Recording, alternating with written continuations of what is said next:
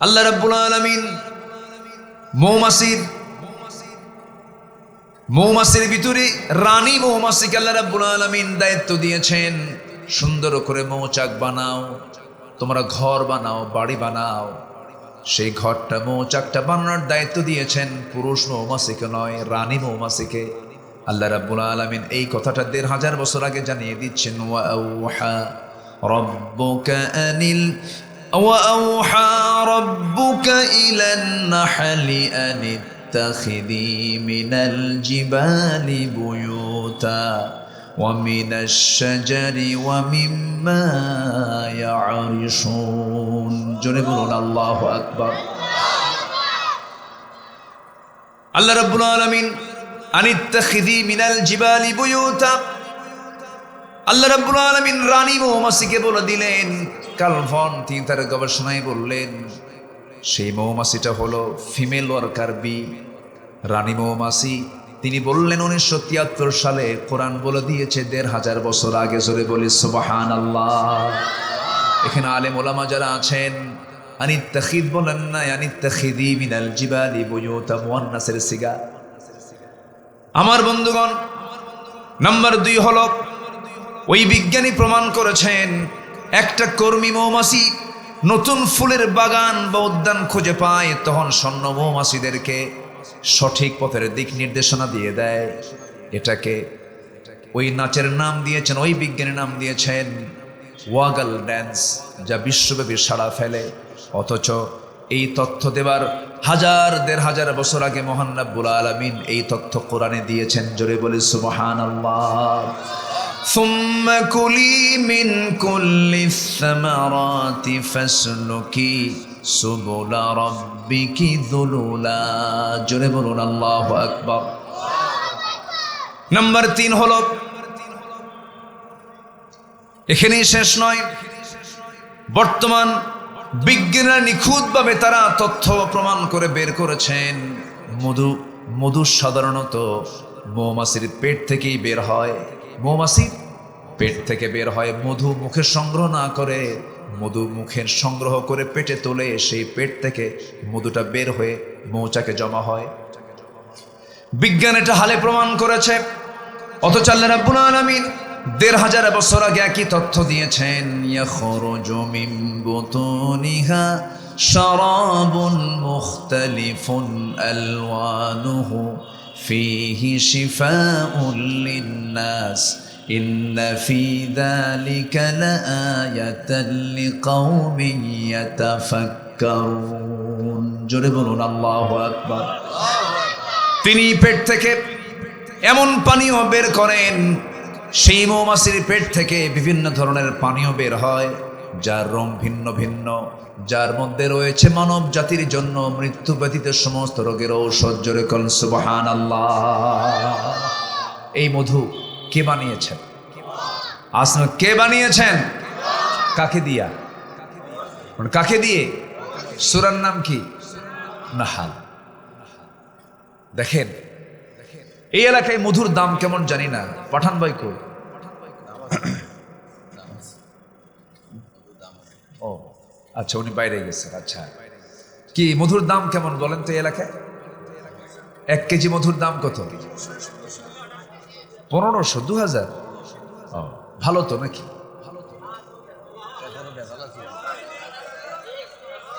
Mix জি মধু। আমি এখন আপনাকে একটা তথ্য দিই, একটু মনোযোগ দিয়ে শুনবেন কথাগুলো। 1 পাউন্ড মধু বানাতে, মনোযোগ দিবেন সবাই, 1 পাউন্ড মধু বানাতে ৫৫০ মৌমাছিকে ২০ লাখ ফুলে ভ্রমণ করতে হয়। কয় লাখ ফুলে? কত মৌমাছি? ৫৫০ মৌমাছিকে ২০ লক্ষ ফুলে তাকে ভ্রমণ করতে হয়। এবং যেখানে একটা কর্মী মৌমাছিকে ৮০,০০০ কিলোমিটার পথ অতিক্রম করতে হয়, অন্য একটা তথ্য এসেছে 1 পাউন্ড মধু তৈরি করতে নিয়ে ১৪.৫ লক্ষ কিলোমিটার পথ মৌমাছিকে পাড়ি দিতে হয়। যা গোটা পৃথিবীকে 3 বার ঘুরে আসা সম্ভব হবে 1 পাউন্ড মধু বানাতে। আর সেই মধুর মধ্যে যদি কেউ কোনো কিছু মিক্স করে দেয়, তার ফাঁসি দরকার 1 বার না 12 বার। কি কথা কি বুঝতেছেন? পৃথিবীর কোন ফার্মাসিউটিক্যাল কোম্পানি কি মধু বানাতে পারবে? আল্লাহ পাক এই মধুকে তৈরির জন্য কার্পেট নিয়েছেন, কার্পেট, মৌমাছির পেট। আল্লাহু আকবার। সম্মানিত ভাইয়েরা, যারা খাদ্যে ভেজাল দেয় তারা কি বিবেকবান না বিবেকহীন? বিবেকহীন। আমার বন্ধুগণ, আল্লাহ রাব্বুল আলামিনের জন্য আফালা তাকিলুন আফালা তুবসিরুন, তোমার কি জ্ঞান নেই, তোমার কি চোখ নেই, এরকম করে বলেছেন। এই জন্য আমার বন্ধুগণ, আল্লাহ রাব্বুল আলামিন বলেছেন, বান্দা বিবেকবান হও, বিবেকহীন হইও না। আমার ভাইয়েরা, এই মৌমাছি তার মধুগুলো যে মৌচাকে রাখে, এই মৌচাকের ভিতরে আভ্যন্তরীণ তাপমাত্রা স্বাভাবিক তাপমাত্রা 35 ডিগ্রি সেলসিয়াস। আমি কি শেষ করে দেব?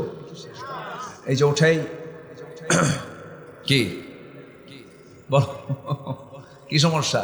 না ফি মুশকিলা? আব্বু বসো, মন খারাপ করুন, একটু বসো।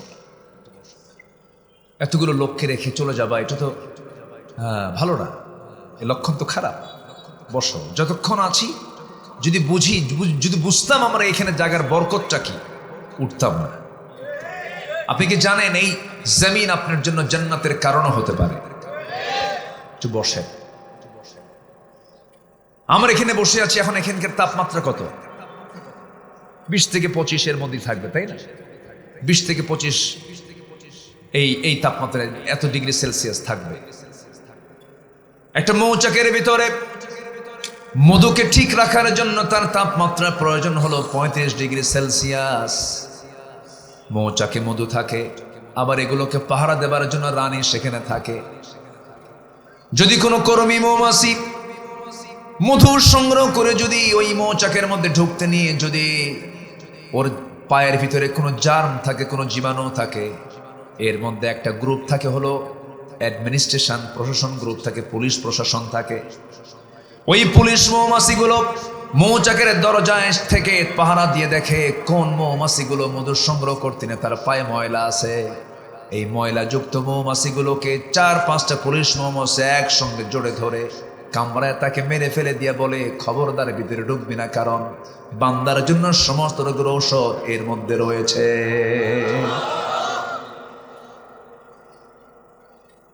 আমার ভাইয়েরা, এখানেই শেষ নয়। এই মধুকে সংরক্ষণ করার জন্য ওর ভিতরে আভ্যন্তরীণ তাপমাত্রা দরকার হলো 35 ডিগ্রি সেলসিয়াস। যদি সেটা 40 ডিগ্রি হয়ে যায়, বেশি হয়ে যায়, সেই সময় একসঙ্গে সকল মৌমাছিগুলো ভিতরে তাদের 2 পাখাটা আস্তে করে ছেড়ে দেয়, ঝাপটায় ঝাপটায়। ঝাপটানের মধ্য দিয়ে ভিতরের বাতাসগুলো বাইরে বের করে দিয়ে স্বাভাবিক 35 ডিগ্রি তাপমাত্রা আবার নিয়ে আসে। আবারও যদি 30-এ চলে আসে, তাপমাত্রা বেশি প্রয়োজন, সঙ্গে সঙ্গে উল্টা করে 2 পাখা ঝাপটাতে ঝাপটাতে ভিতরের তাপমাত্রা 30 থেকে 35 ডিগ্রি সেলসিয়াস করে ফেলে। জোরে বলি সুবহানাল্লাহ। এই মধু সংরক্ষণের জন্য এত কিছু, আল্লাহর এত ফিকির বান্দাকে সুস্থ রাখার জন্য সেই মধুর ভিতরে মিষ্টি ঢুকায়। বিবেকবান না বিবেকহীন? বিবেকবান না বিবেকহীন? বিবেকহীন। এগুলো বিবেকবানের কাজ না, ইমানদারের কাজ এগুলো নয়। ইমানদার বিবেকহীন হবে না। আমার ভাইয়েরা, বিবেকবানের জন্য 9টা দিক আল্লাহ পাক তুলে ধরেছেন। নাম্বার 1 আমি শেষ করলাম, আল্লাহর সঙ্গে যে ওয়াদা করেছি আমরা, সেই ওয়াদা যারা পূরণ করবে তারা হলো বিবেকবান। নাম্বার 2 হলো ওয়াল্লাযীনা, আল্লাহ রাব্বুল আলামিন বলছেন, আল্লাযীনা ইউফুনা বিআহদিল্লাহি ওয়া লা ইয়ানকুদুনাল মিসাক। জোরে বলি আল্লাহু আকবার। নাম্বার 2 হলো যারা তাদের সাধারণ ওয়াদাগুলো কখনো ভঙ্গ করে না। লা ঈমান লিমান লা আহাদালাহ, তার ঈমান নাই যার ওয়াদা ঠিক নাই, যার অঙ্গীকার ঠিক নাই। আর ঈমান যারা আছে ওয়াল্লাযীনা হুম লিআমানাতিহিম ওয়া আহদিহিম রাউন, ওই সমস্ত বান্দাগুলো ঈমানদার যারা আমানত ঠিক রাখে, ওয়াদাও ঠিক রাখে, এটা হচ্ছে ঈমানদারদের কাজ। আর ঈমানদারদের কাজ ওয়াদা ঠিক রাখা, অঙ্গীকার ঠিক রাখা, আমানত ঠিক রাখা, এটা হচ্ছে ঈমানদারদের কাজ। ঈমানদারদের কাজটাই হলো বিবেকবানদের কাজ। জোরে বলি সুবহানাল্লাহ। রাষ্ট্র একটা আমানত, রাষ্ট্র একটা কি আমানত। এই 16 বছর কি আমানত হয়েছে না খেয়ানত হয়েছে? খেয়ানত হয়েছে। কোটি কোটি টাকা দেশ থেকে লোপাট হয়েছে। সম্মানিত বন্ধুগণ, আর আমানত রক্ষা করেছেন কারা দেখুন। সাইয়েদনা ওমর ফারুকের নাম তো সবাই শুনেছেন। কয় নাম্বার খলিফা বলেন? কয় নাম্বার? 1 নাম্বার কে? আবু বকর রাদিয়াল্লাহু তাআলা। 2 নাম্বার খলিফা ওমর ফারুক রাদিয়াল্লাহু তাআলা আনহু। বহুদিন আগে এক মাহফিলে, আজ থেকে 13-14 বছর আগে হবে, এক মাহফিলে বললাম ওমর ফারুককে চিনেন কে কে? সামনে থেকে এক ছোট্ট ছেলে দাঁড়ায় বলে, হুজুর আমি ওমর ফারুককে চিনি। কে? আমাদের বাড়ির দোতলায় ভাড়া থাকে। তো বললাম তুমি তো 100-তে 100 পাইছো। এই ওমর সে ওমর না। যে ওমর বিবেকহীন ছিলেন কিন্তু বিবেকবান হয়েছেন। কি পেয়ে? বলেন কি পেয়ে বিবেকবান হয়েছেন? কোরআন পেয়ে। রাসূলকে মারার জন্য রওনা দিয়েছে। হিংস্র, প্রচন্ড রাগী ওমর ফারুক রাদিয়াল্লাহু তাআলা মেরেই ফেলবেন রাসূলকে। কিন্তু ওইদিকে আমার রাসূল 2 ওমরের জন্য দোয়া করেছেন, আল্লাহ তুমি আমর বিন হিশাম এবং ওমর বিন খাত্তাব, 2 ওমরের যে কোনো একটা ওমরকে তুমি ইসলামের জন্য কবুল করে নাও। আমার নবীর দোয়া কবুল হয়ে গেছে ওমরের জন্য। মারতে এসে মারতে পারলেন না। আয়াত শুনলেন, চোখ দিয়ে টপ টপ করে পানি পড়ছে। সুবহানাল্লাহ। একটা করে আয়াত পড়েন, চোখের কোনা বিবি টপ টপ করে পানি পড়ে। বিশেষ করে ওমর ফারুকের দ্বীন গ্রহণের বিষয়টা আমার কাছে দারুণ দারুণ লাগে। আমার কাছে রাসূলকে মারতে যান যিনি, তিনি কোরআন পড়ে ইসলাম কবুল করলেন। যখন তার কানে ওই আওয়াজগুলো চলে আসলো, তাহা মা আনজালনা আলাইকাল কুরআনা লিতাশকা, চোখের কোনা বেয়ে টপ টপ করে পানি পড়ছে। তরবারি সঙ্গে করে নিয়ে রাসূলের সামনে গিয়ে দাঁড়িয়ে বলছে, হে আল্লাহর রাসূল, এই তরবারি আপনার গর্দানে গিয়ে আঘাত লাগতো, আঘাত দিত, কিন্তু পারলো না। এই কোরআন আমাকে পরাজিত করেছে। জোরে বলি সুবহানাল্লাহ। আমি কিতাবের কাছে আমি হেরে গেছি, আমি কিতাবকে আমি গ্রহণ করে নিয়েছি। তরবারি নবীজির পায়ের কাছে রেখে হাতটা আগায় দিয়ে বলে দিলেন, আশহাদু আল্লা ইলাহা ইল্লাল্লাহু ওয়াহদাহু লা শারীকা লাহু ওয়া আশহাদু আন্না মুহাম্মাদান আবদুহু ওয়া রাসূলুহু। ওমর ছিলেন জিরো, কোরআন মেনে হলেন কি হিরো। ওমর ছিলেন বিবেকবান, কোরআন মেনে বিবেকহীন, কোরআন মেনে হলেন কি বিবেকবান। কি আল্লাহওয়ালা হয়ে গেলেন। তার শাসনামল চলছিল। রাষ্ট্রের কিছু মধু তিনি পেয়েছেন, ভাগে 1 বোতল মধু তিনি নিয়ে এসেছেন। শুধু তিনি একাই নেবেন না, ওই বোতলটার মধ্যে 5টা ভাগ হবে। তার প্রতিবেশী 5 জন সহ, 4 জন সহ তিনি 5 জন, এই 5টা ভাগ হবে। স্ত্রীর সামনে এসে বলেন, স্ত্রী আমার, এই যে মধুর বোতল তোমাকে দিলাম, সমান 5 ভাগে ভাগ করবে, 1 ভাগ আমাদের জন্য রাখবে। স্ত্রী হাতে দিয়েই 1 মিনিট যেতে না যেতেই ইন্না লিল্লাহ বলি বলছেন, স্ত্রী আমি তোমাকে ভাগ করতে দেব না, দাও আমার মধুর বোতলটা আমার হাতে দিয়ে দাও। বলুন তো, এমন আচরণ যদি কোনো স্বামী তার বউয়ের সঙ্গে করে, লাগবে নাকি? কিছুই কয় না। সবার বউ মনে হয় রাবিয়া বস্ত্রী হয়ে বসে আছে। হ্যাঁ, কিয়ামত করবো, এই তো লাইনে আসছে। হ্যাঁ, আমার বিশ্বাস করো না, সংসার করতে আসছে, অনেক কিছু বলে ফেলবে। কিন্তু সাইয়েদনা ওমর ফারুকের স্ত্রী তেমন না। ধৈর্যশীলা ছিলেন, কিচ্ছু বললেন না। তবে হ্যাঁ, একটু মন তো খারাপ করার কথাই। স্বামী আমার হাতের থেকে বোতলটা নিয়ে নিল, আমাকে মাপতে দিল না। তিনি কিচ্ছু বললেন না। মধুর বোতল নিয়ে প্রতিবেশীর ঘরে গিয়ে বলছেন, প্রতিবেশী আমার, এই যে মধুর বোতল তোমাকে দিয়ে গেলাম, সমান 5 ভাগে ভাগ করবে, একটা ভাগ আমাকে দেবে, বাকি 4 ভাগ তোমরা নিয়ে নিবা। তিনি তার অংশের মধুটা নিয়ে বাড়িতে চলে আসলেন। বাড়িতে এসে স্ত্রীর সামনে দাঁড়িয়ে বলছেন, স্ত্রী আমার, আল্লাহর কসম করে বলে আমি তোমাকে ট্রাস্ট করি, বিশ্বাস করি, আমি তোমাকে সন্দেহ করি না, কিন্তু আল্লাহর কসম করে বলে আমি তোমাকে সন্দেহ করো, তোমার কাছ থেকে বোতলটা নেই নাই। কিন্তু আমার স্ত্রী, শোনো, মধু হলো তরল জিনিস। এই লিকুইড জিনিসকে যখন ভাগ করতে যাবে, ভাগ করতে আমরা যখন যাব, সমান 5 ভাগে ভাগ করলাম, ঠিক আছে, কিন্তু ভাগ করতে নিলে তো হাত মেখে যাবে। এই হাতের সাথে নখের সাথে 1 ফোঁটা 2 ফোঁটা 3 ফোঁটা মধু, এটা তো বেশি চলে আসবে, এটা মাপবো কেমনে? এতটুকুন মধু বেশি আসুক এটা চাই নাই মনে করে মধুভাগের দায়িত্ব আমি অন্যের কাঁধে তুলে দিয়েছি। বিবেকহীন না বিবেকবান? বিবেকহীন না বিবেকবান? ওরা দেশপ্রেমের কথা বলে, আর ছেলে বিয়ে করাই আমেরিকা। হ্যাঁ, দেশে আর কোনো মহিলা নাই।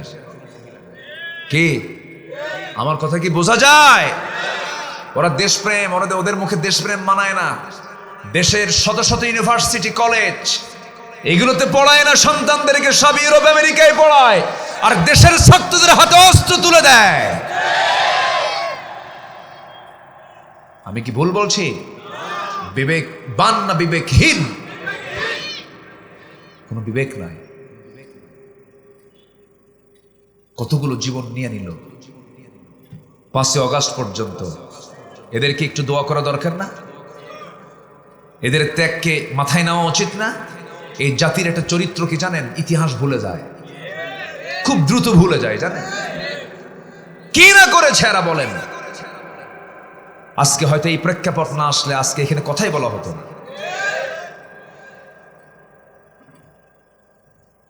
শোনেন, যত রক্ত লাগে দেব, প্রয়োজনে লোক পাঠাবো, আমি যাব না। এই টাইপের লোকই বেশি। আমি কি ভুল বলতেছি? জীবন দেওয়া তো সহজ নয়। আবু সাইদ জীবন দিয়েছে, মুগ্ধরা জীবন দিয়েছে। মুগ্ধের জীবন দেওয়া দেখে লক্ষ লক্ষ যুবক বাড়ি থেকে রাস্তায় নেমে বাপকে বলছে, বাবা দোয়া করো আমিও যেন মুগ্ধের মতো চলে যাই। যুবকরা ঠিক আছে না? এটাকে লালন করতে হবে। আগামীর বাংলাদেশ তোমার হাতে যাচ্ছে। তোমার চরিত্রকে ওমরের মতো বানাও, আবু বকরের মতো দৃঢ়চেতা হও, ওমরের মতো সাহসী হও, আলীর মতো বীর হও, ওসমানের মতো ধৈর্যশীল হও। বাতিল দুর্গাঘাত করো। আগামীর দেশ কোরআনের বাংলাদেশ। রাজি আছেন কারা কারা? হাত উঁচু করে দেখান মুসলমান।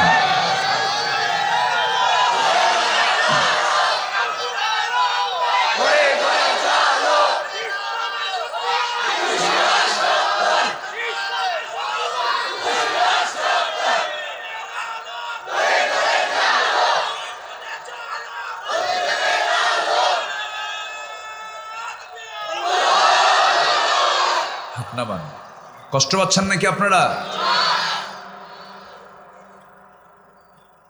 কোরআন দিয়ে কি রাষ্ট্র চলতে পারে? কোরআন দিয়ে কি রাষ্ট্র চলতে পারে? সন্দেহ লাগে? যাদের কাছে সন্দেহ হয় যে কোরআন দিয়ে রাষ্ট্র চলবে না, নতুন করে ঈমান আনো,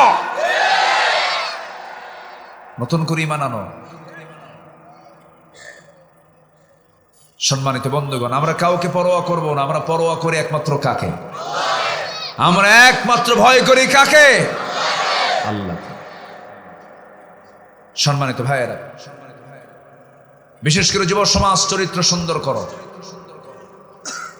গার্লস স্কুলের সামনে যা সিট হয়ে পড়ে থাকবা না।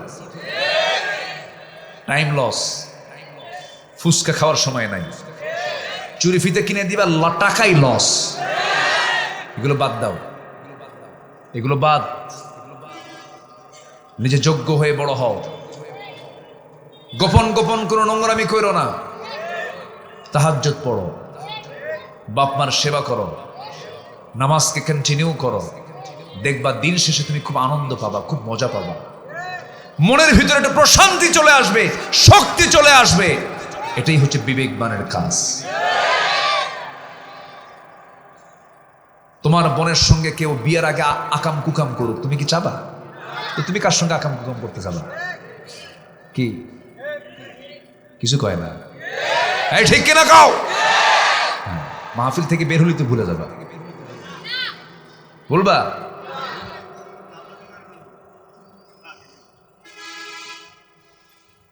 আমি কি আলোচনা চালাবো? জোরে বলি ইনশাআল্লাহ। যে নামাজ না পড়ে সে তো খুব বিবেকবান, তাই না? হ্যাঁ, সে কি বিবেকবান না বিবেকহীন? নাকের মধ্যে অক্সিজেন কে ঢুকায় দেয়? কে খাওয়ায় দেয়? নাক দিয়ে খাওয়ায় কে? মুখ দিয়ে খাওয়ায় কে? কেমনে? মুখ দিয়ে না আপনি খান। অনেক বান্দা কয় যে আল্লাহ আমার কেমনে খাওয়ায়, আমি তো হাত দিয়ে আমি নিজেই খাই, আল্লাহ কেমনে খাওয়ায়? ওর নাক ধরবেন চিপে, তুই খা এখন। আল্লাহ সরাসরি খাওয়ান, জোরে কারণ সুবহানাল্লাহ। কোন খাবার আগে দরকার, নাকেরটা না মুখেরটা? বলেন নাকেরটা না মুখেরটা? মুখেরটা 3 দিন নাই তাও বাঁচবেন, নাকেরটা 3 মিনিট নাই। নাকেরটা কে দেন? কি কষ্ট করতে হয় না? নাকের মধ্যে আল্লাহ নিজেই ঢুকায় দেন, ঢুকায় দেন, আপনি নেন। জোরে বলেন সুবহানাল্লাহ। বুঝি না তো, আল্লাহ যে আমাকে দেখেন সর্বক্ষণ, সব সেকেন্ড যে আল্লাহ দেখেন, শুধু নাকটা বন্ধ রাখবেন, তাহলে দেখেন আল্লাহ দেখে কিনা। আল্লাহ যে 24 ঘন্টা আমাকে দেখেন, তার বড় প্রমাণ এই কি ঠিক আছে কিনা বলেন? দেখে কিনা আল্লাহ? নাকটা শুধু বন্ধ করবেন, তাহলে বুঝবেন যে আল্লাহ 24 ঘন্টা আমার দেখে। সে আল্লাহ বলছেন বান্দারে 24 ঘন্টা আমি তোরে দেখি, তুই আমারে 5টা টাইম সময় দিবি, আজান যখন হয়ে যাবে সব কাজ ফেলে দিবি, কাজকে তুই মানা করে নামাজে আসবি। তুই কি জানিস বান্দা, তুই আমার জন্য অস্থির হয়ে মসজিদের দিকে ছুটে আসবি, সেজদা দিবি, আমি তোর জন্য অস্থির হয়ে জান্নাতের প্রস্তুতি নিয়ে নেব।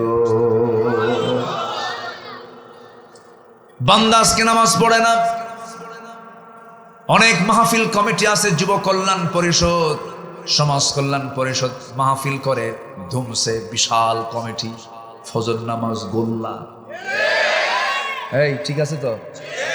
ফজর পড়বেন তো? ঠিক যেন থাকে। হ্যাঁ, কি রাগ করতেছেন আপনারা?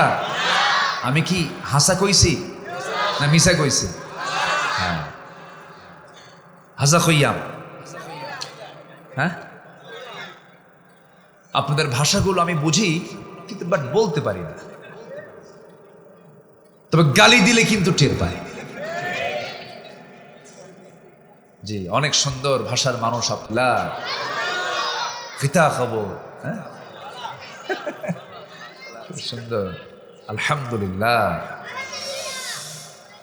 হ্যাঁ, তাহলে সবাই কি নামাজ পড়তে রাজি আছো আব্বারা? আজান হলেই কোথায়? আজান হলে কোথায়? যে যায় না সে কি বিবেকবান না বিবেকহীন? আল্লাহকে ভুলে গেলে সে তার বিবেক শেষ হয়ে গেছে। আমার বন্ধুগণ, নামাজের জন্য আমার নবীজির সবচেয়ে বড় পেরেশান ছিলেন। সবসময় রাসূল নামাজের জন্য অস্থির হয়ে থাকতেন, নিজেও নামাজে অস্থির হতেন। আমার নবীজির জীবন এক ওয়াক্ত নামাজ কাজা হয় না, এমনকি তাহাজ্জুদ একটা রাত শুধু মিস হয়ে গেছে কোন এক রাতের আধারে। আমার নবীজির বিছানা আম্মা জান আয়েশা সিদ্দিকা রাদিয়াল্লাহু আনহা একটু নরম করে দিয়েছিলেন। ঘুমের পরিমাণটা বেশি হয়েছিল, তাহাজ্জুদ নষ্ট হয়ে গেলে, তাহাজ্জুদ কাজা হলে আমার নবীজি আফসোস করে বলছেন, আয়েশা আজকে আমার বড় ক্ষতি হয়ে গেল, নামাজ আমার কাজা হয়ে গেছে তাহাজ্জুদ। আর সেই নবীর উম্মত 5 ওয়াক্ত পড়ে না, 1 মাস পড়ে না, 2 মাস পড়ে না, নামাজের সময় নাই তার। ওরে আমার ভাইয়েরা, এটা যে কত বড় অপরাধ, নামাজ নষ্ট করা। একটা আয়াত আমাকে দারুণ ভয়ের মধ্যে ফেলে দেয়। সূরা মারিয়ামের 59 নম্বর আয়াত, ফাখালাফা মিন বা'দিহিম খালফুন আদাউস সালাতা ওয়াত্তাবাউশ শাহাওয়াতি ফাসাউফা ইয়ালকাউনা গায়্যা। ওই সমস্ত বান্দার জন্য আমি আল্লাহ রাব্বুল আলামিন জাহান্নামের গর্ত রেডি করে রেখেছি। জাহান্নামের গর্ত কিন্তু ভয়ঙ্কর একটা জায়গা। জাহান্নামের এই গর্তের নাম সূরা মারইয়াম এসেছে গাইয়ুন নামক গর্ত, গাই নামক গর্ত, আবার ওয়াইল নামক গর্তগুলো আছে। গাই নামক গর্তের মধ্যে আল্লাহ রাব্বুল আলামিন দু শ্রেণীকে সেই জায়গায় ঢুকাবেন। সরাসরি আয়াতে আসছে দু শ্রেণী। নাম্বার 1 হলো, এক নাম্বার যারা হলো নামাজ ইচ্ছা করে নষ্ট করে, নামাজ যারা নষ্ট করবে তাদেরকে ওই গাই নামক গর্তের মধ্যে ঢুকায়া ছাড়বেন।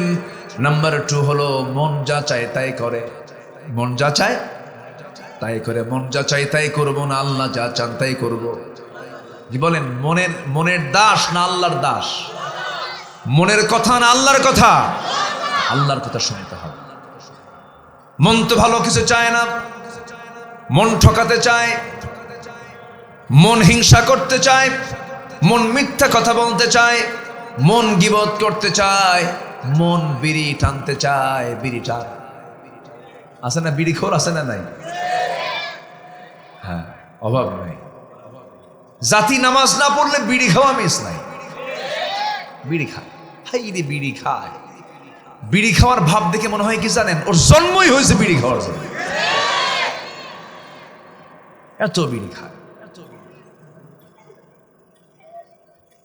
সকালবেলা নাস্তা মিস, বিড়ি মিস নাই। আছে কি না? খাওয়া যাবে না। কি টানা টানে, এক টানে ধোয়া 3 তলায় পাঠায়। খাইল লাভটা কি?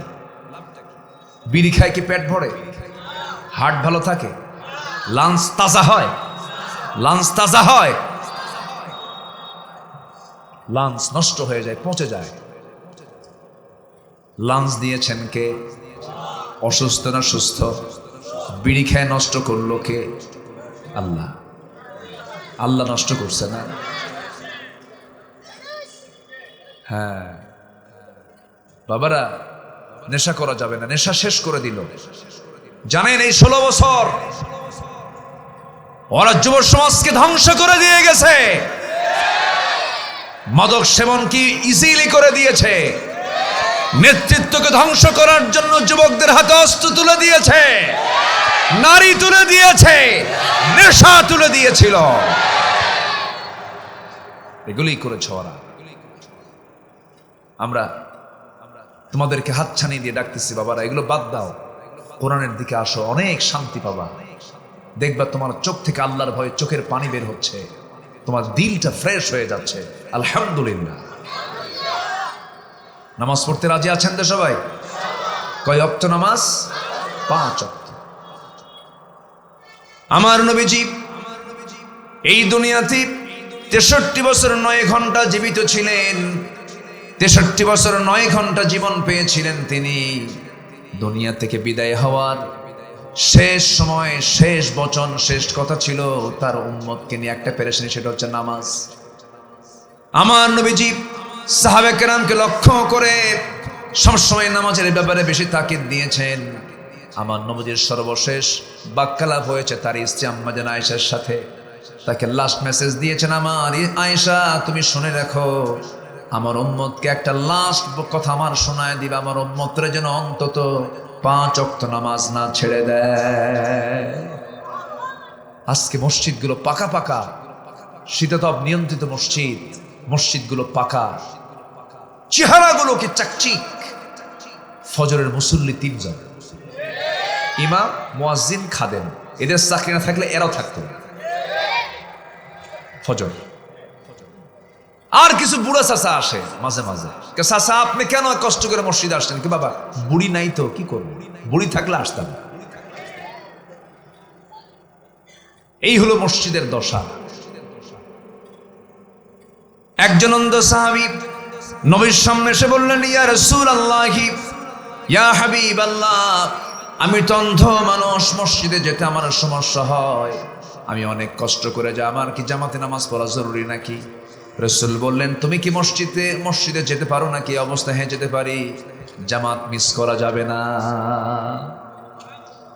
এত গুরুত্ব জামাতের।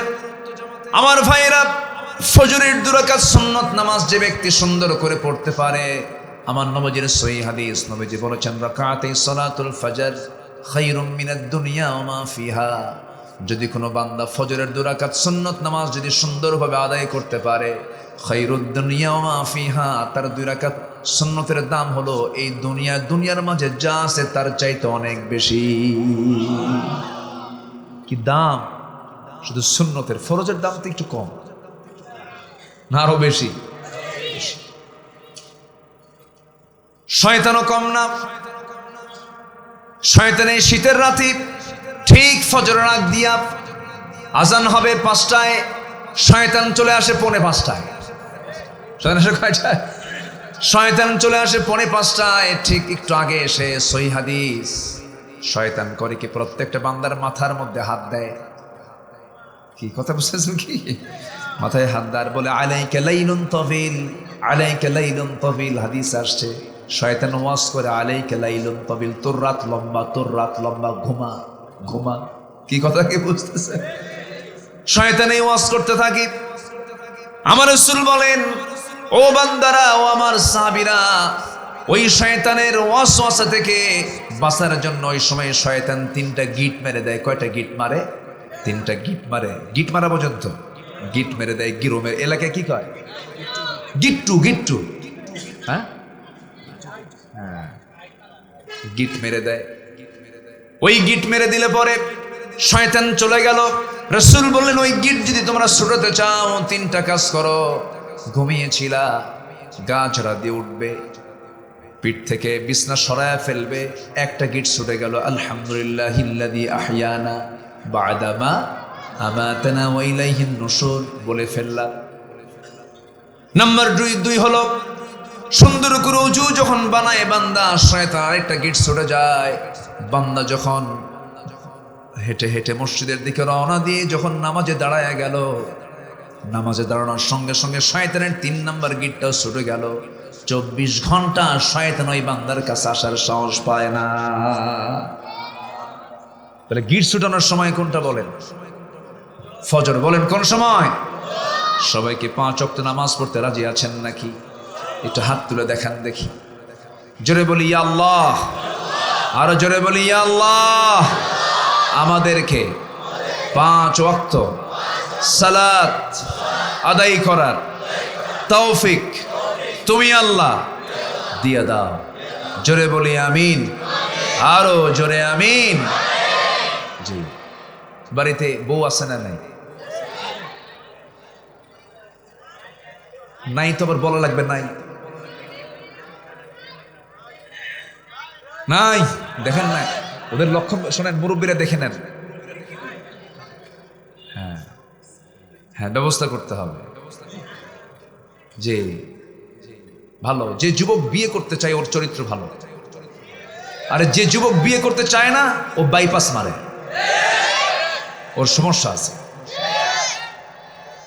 এই ছোট বাচ্চা কয় ঠিক, কিন্তু বিশাল ব্যাপার দেখতেছি সব।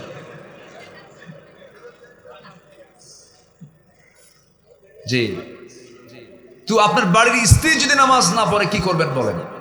বউ নামাজ পড়ে না, কি করবেন বলেন? কি করবেন? একজনকে পিটন পিটন, আরেকজনকে পিটটানি না। বউকে পিটাতে হবে এমন কোন হাদিস কি কোথাও আছে? রাসূল কোন স্ত্রীকে মেরেছেন হাদিস পেয়েছেন? মারবেন কেন?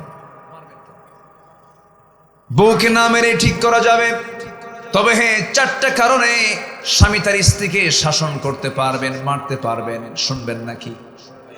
মারার জন্য না জানার জন্য? হ্যাঁ, এতক্ষণ হয়তো আমার মায়ের আলোচনা শুনতেছিলেন, মায়েরা মনে মনে চিন্তা করতেছেন, হুজুর এতক্ষণ তো লাইন ভালোই ছিল, শেষে কি শুরু করলেন? হয়তো করে যায় পানি নাই। 4টা কারণে মারা যাবে। নাম্বার 1 হলো যদি স্ত্রী 5 ওয়াক্ত নামাজ না পড়েন। নাম্বার 2 হলো রমজান মাসের যদি রোজা না রাখেন। মেয়েরা দেখবেন মিনস্ট্রুয়াল টাইম তাদের চলে আসে, প্রকৃতির কারণে তারা মাসে 3 দিন থেকে 10 দিন পর্যন্ত নামাজ পড়তে পারেন না, এটা আল্লাহ পাক তাদেরকে মাফ করে দিয়েছেন। কিন্তু মেয়েরা সেই 10 দিনকে ঠেলে 20 দিন নিয়ে যায়। এটা মেয়েদের জাতীয় রোগ। আছে না নাই? আচ্ছা, 10 দিন পার হলেই সোজা খাড়া হবেন। তুই কি করিস? নামাজ। কি ঠিক আছে না?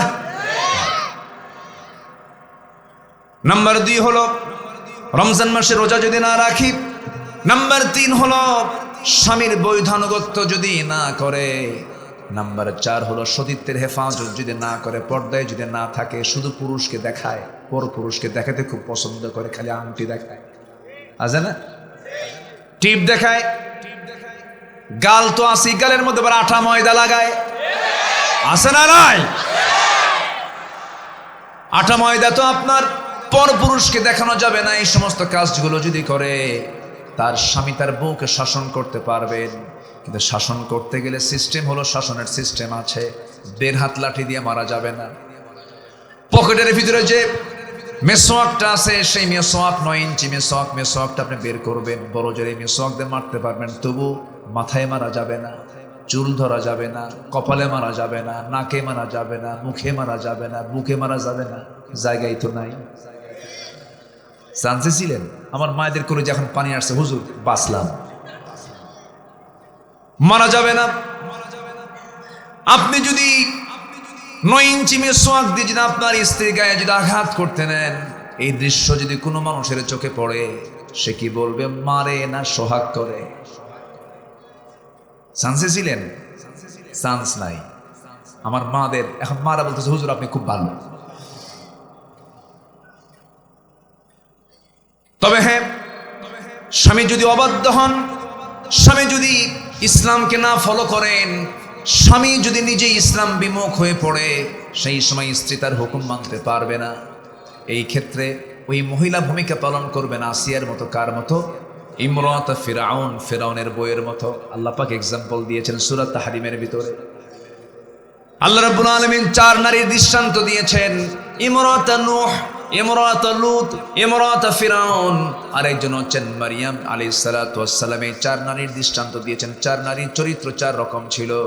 এর মধ্যে একজন হচ্ছেন ফিরাউনের স্ত্রী আসিয়া আলাইহিস সালাতু ওয়াস সালাম। স্বামীটা কাট্টা কাফের হওয়ার পরও তিনি সেই ঘরে থেকেও তিনি ঈমানকে সংরক্ষণ করেছেন। জোরে বলি সুবহানাল্লাহ। ঈমানকে সংরক্ষণ করেছেন। আল্লাহু আকবার। জীবন পর্যন্ত দিয়ে দিয়েছেন, জীবন।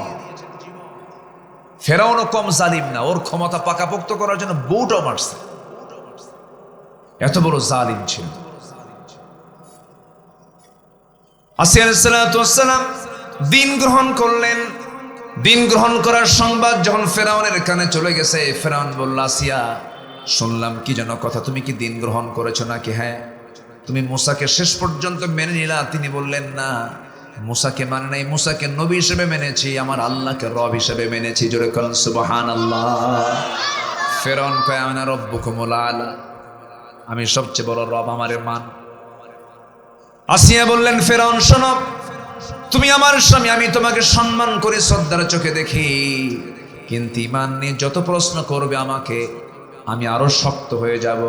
আমার প্রতি যত হুমকি দেখাবে, প্রয়োজনে শহীদ হয়ে যাব, বাতিল শক্তির কাছে মাথা নত করব না। শেষ পর্যন্ত কি হলো? আসিয়া আলাইহিস সালাতু ওয়াস সালাম কি হত্যার পরিকল্পনা করে ফেরাউন জল্লাদ পাঠায় দিল। সেই জল্লাদ চলে এলো। জল্লাদ তার সামনে করাত নিয়ে দাঁড়ায় আছে, বলতেছে, ও আসিয়া, এখনো সময় আছে, তুমি কি করবে বলো। আসিয়া বলছেন, ও জল্লাদ রে, আমি আমার নাকের মধ্যে জান্নাতের ঘ্রাণ পেতেছি। শেষ পর্যন্ত করাতটা তার কপালে লাগায় দিল।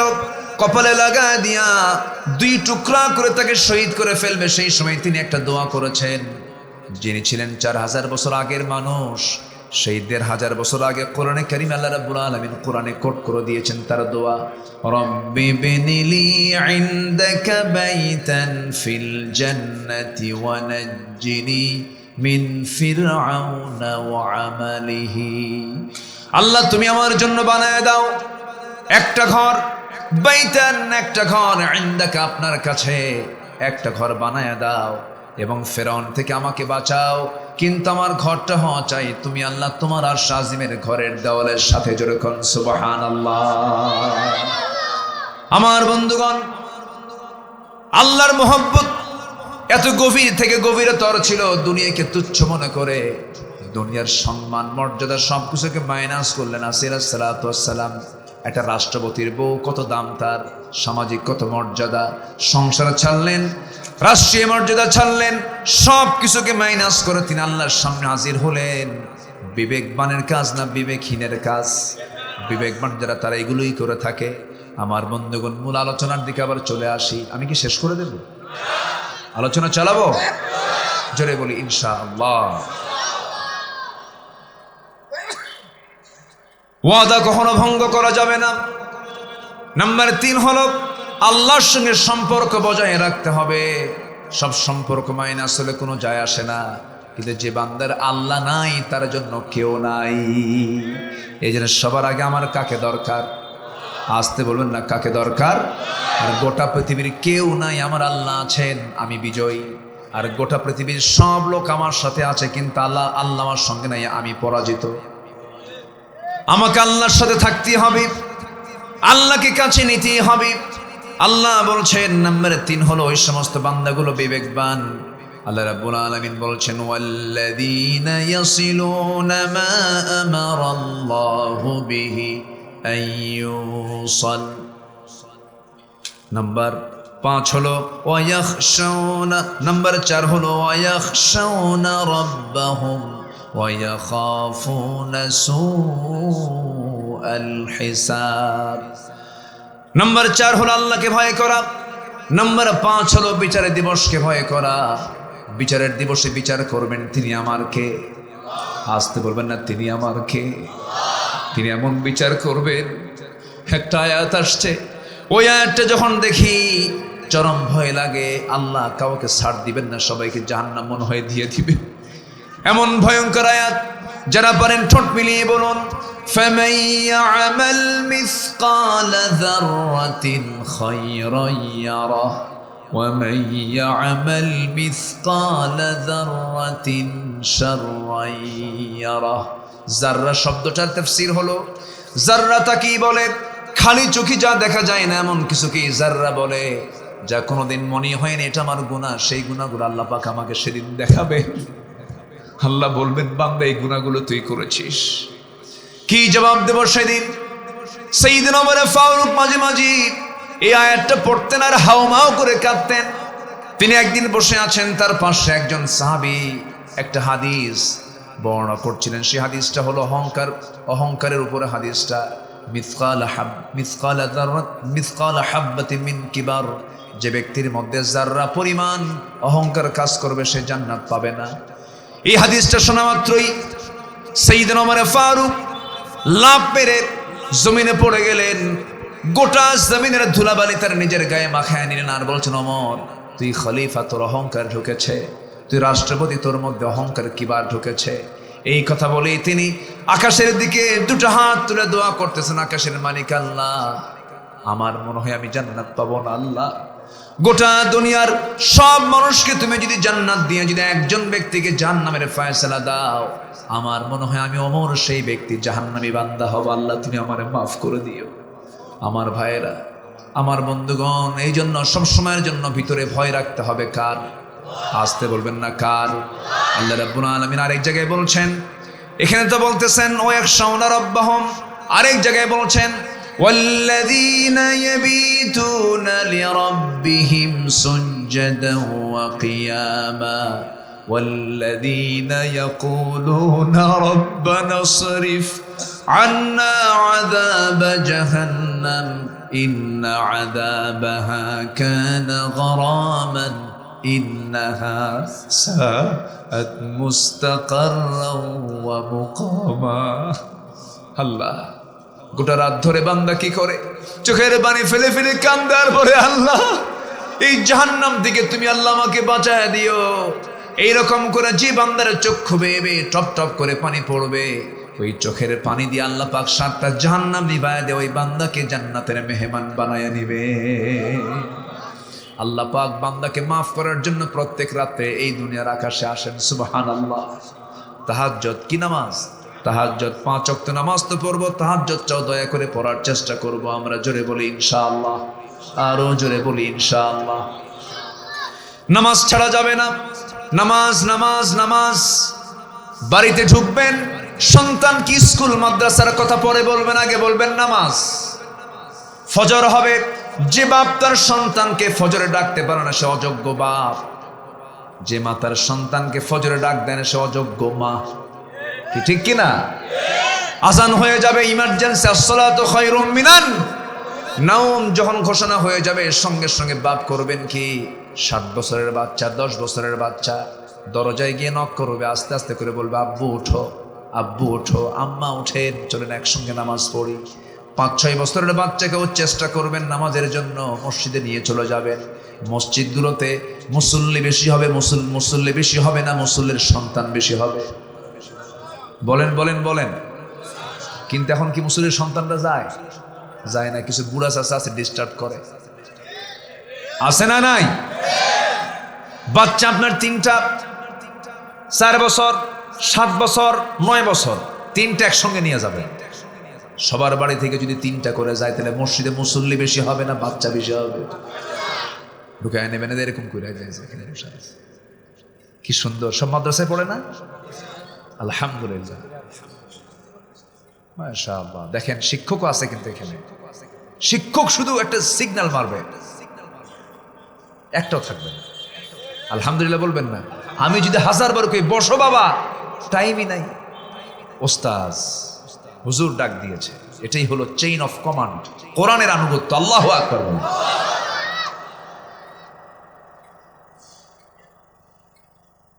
তাহলে কি সবাই নামাজ হবে তো? নামাজ হবে তো ইনশাআল্লাহ। ছোট্ট বাচ্চাকে নিয়ে চলে যাবেন মসজিদে, আপনার নামাজের আগ দিয়া বাচ্চাগুলো হাঁটবে, খেলবে, দৌড়াদৌড়ি করবে, বাচ্চারা মারামারি করবে, হাসবে, ডিস্টার্ব করা যাবে না। শুধু আস্তে করে বুঝায়া বলবেন। ছোট্ট বাচ্চাদের নামাজ পড়া দেখছেন কিনা জানি না, এক বাচ্চা শেষ দেয়, আরেক বাচ্চা পিছন দিয়ে মারে ঘুতা, আছে কিনা বলেন? তবুও কিছু বলা যাবে না, যা করে করুক। ওখান থেকে তারা শিখে নেবে। আসল শিক্ষা পাবে 1:30টায় আজান, আসল শিক্ষা পাবে 4টায় আজান, আসল শিক্ষা পাবে 6টায় আজান। ওই যে সময়ের জ্ঞান, টাইমলি করতে হয়, শৃঙ্খলা মানতে হয়। শিক্ষা নেবে, ইমাম একজন দাঁড়ায় গেছে, তাকে নেতৃত্ব মানো। মুসল্লিরা কেমনে নামাজ পড়ে, রুকুতে সেজদায়। বাচ্চারা এইরকম করে দেখে গেল কি করে, ঠিক আছে না বলেন? তো এগুলো আছে কিনা বলেন? ওর স্মৃতি পটে ফ্রেশ হৃদয় এগুলো লালন হবে। ছোট্টবেলায় গেছি, দেখলাম ওই যে স্মৃতিগুলো চারণ হবে। যখন তার বয়স 7 থেকে 8 বছর হয়ে যাবে, তাকে বলা লাগবে না, ওই স্মৃতি তাকে মসজিদের দিকে ঠেলে নিয়ে যাবে। এইগুলো না করে বাচ্চাদের হাতে মোবাইল তুলে দেয়, মোটু পাটলু নাট বল্টু। কি ঠিক আছে কিনা? দুনিয়ার গেমস দিয়া প্রতিবন্ধী বানায়। মারাও দুষ্ট কম নয়, মারা স্বামীকে বলে, স্বামী আমার ছেলে খায় না, মোবাইল কিনে দাও, আছে কিনা বলেন? বাচ্চাদের খাওয়ার মাধ্যম কি এখন? খাওয়ালে খায়, দেখালে খায়। এগুলো আসক্তি। মাদক যত ক্ষতিকর, মোবাইল তার চাইতে বেশি ক্ষতিকর। সব যায়। আল্লাহ তুমি এগুলো থেকে বাঁচাও। জোরে বলি আমিন, আরো জোরে আমিন। 9টা কাজ যাদের মধ্যে থাকবে তারা বিবেকবান, উলুল আলবাব। উলুল আলবাব, ইন্নামা ইয়াতাযাক্কারু উলুল আলবাব। আমার বন্ধুগণ, এরপর আল্লাহ রাব্বুল আলামিন বলছেন, ওয়া ইয়াখাফুনা সুআল হিসাব। যারা আখিরাতকে, যারা বিচার দিবসকে যারা ভয় করে, তারা হচ্ছে উলুল আলবাব, বিবেকবান। নাম্বার 6 হলো আল্লাযীনা সাবারু বিতিগা ওয়াজহি রাব্বিহিম ওয়া আকামুস সালাতা ওয়া আনফাকু মিম্মা রাযাকনাহুম সিররাও ওয়া আলানিয়াহ। নাম্বার 6 হলো সন্তুষ্টিতে যারা সবর ধরবে, আল্লাহর প্রতি যারা সবর ধরবে, তাদেরকে আল্লাহ রাব্বুল আলামিন উলুল আলবাব বলেছেন, বিবেকবান বলেছেন। আস-সাবরু আলা তাআহ, আস-সাবরু আনিল মাসিয়াহ, আস-সাবরু আলাল ইকদার। নাম্বার 7 হলো নামাজ কায়েম যারা করবে। নাম্বার 8 হলো গোপনে প্রকাশ্যে যারা দান করবে। কার পথে? নাম্বার 9 হলো সর্বশেষ যে উলুল আলবাবদের যারা বৈশিষ্ট্য পাবে। নাম্বার 9 হলো ভালো কাজের দ্বারা মন্দ কাজকে প্রতিহত করো। ইদফা বিল্লাতি হিয়া আহসান, আল্লাহ পাক এই জায়গায় যেটা বলেছেন ওয়াদারাউনা বিল হাসানাতিস সাইয়্যাহ উলাইকা লাহুম উকবাদ দার, এই কথা বলেই বলছেন জান্নাতু আদনি ইয়াদখুলুনাহা ওয়া মান সালাহা মিন আবাইহিম وأزواجهم وذرياتهم والملائكة يدخلون عليهم من كل باب جنبون الله أكبر। এই সমস্ত কাজগুলো যারা করবে আল্লাহ তাদেরকে অসামান্য জান্নাত দিবেন, এবং শুধু একা জান্নাত পাবে না, তার পিতামাতা সহ আত্মীয় স্বজন সহ, যেরকম সুবহানাল্লাহ, তার পিতামাতা আত্মীয় স্বজন সহ সবাই কিনে সে জান্নাতে চলে যাবে। কিন্তু পিতামাতা আবার কিন্তু পিতামাতা সাইজের বাপ মা হতে হবে, সাইজের আত্মীয় স্বজন হতে হবে। আকাম কুকাম করবে, শিরিক করবে, ওই পিতামাতাকে সে জান্নাতে নিতে পারবে না। সাইয়েদনা ইব্রাহিমকে তার আব্বাকে জান্নাতে নিতে পারবেন? আজ থেকে পারবেন? পারবে না। নবীর বাপ হয়েও লাভ নাই, নবীর ছেলে হয়েও লাভ নাই, নবীর স্ত্রী হয়েও লাভ নাই, নবীর চাচা হয়ে লাভ নাই, নবীর বংশের হয়ে লাভ নাই, কারণ তার মধ্যে কি নাই? ঈমান নাই। আমরা আগে ঈমানটা মজবুত করব, জোরে বলি ইনশাআল্লাহ। আল্লাহ কবুল করুন, আল্লাহ কবুল করুন। আমি আর কথা বাড়াবো না, অনেক রাত হয়েছে। আমরা যতটুকু শুনেছি বলি আলহামদুলিল্লাহ। আজকে শেষ, আজকে দ্বিতীয় রজনী না, আগামীকালকে শেষ রজনী। সবাই আসবেন, আশাবাদ কামনা করছি।